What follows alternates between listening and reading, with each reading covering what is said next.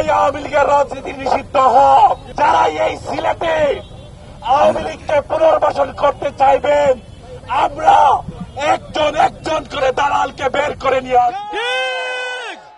আমাদের শহীদ ভাইদের রক্ত এখনো শুকায় নাই, কিন্তু সিলেটের রাজপথে আমরা দেখি এখনো আওয়ামী লীগ পুনর্বাসনের চেষ্টা করা হচ্ছে।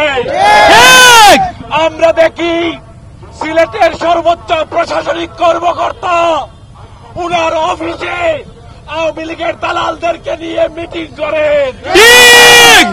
আমরা দেখতে পাচ্ছি আবার শহীদ সাংবাদিক আবু তুরাবের খুনিদেরকে নিয়ে এখনো আওয়ামী লীগ পুনর্বাসনের চেষ্টা করা হচ্ছে।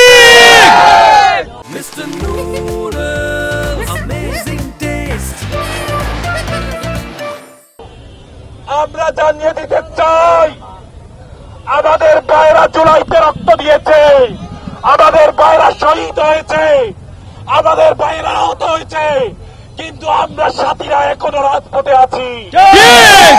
যতদিন না পর্যন্ত এই সরকার, এই প্রশাসন আওয়ামী লীগকে নিষিদ্ধ করে নীতিমালা নিয়ে না আসছে, জনগণ চাই, আমরা চাই আওয়ামী লীগের রাজনীতি নিষিদ্ধ হোক।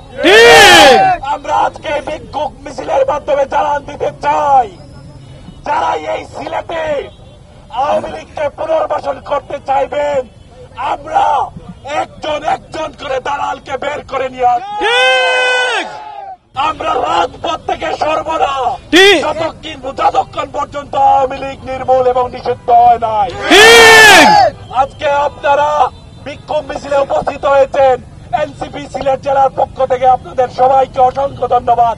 রাজপথে দেখা হবে। ইনকিলাব জিন্দাবাদ, এনসিপি জিন্দাবাদ।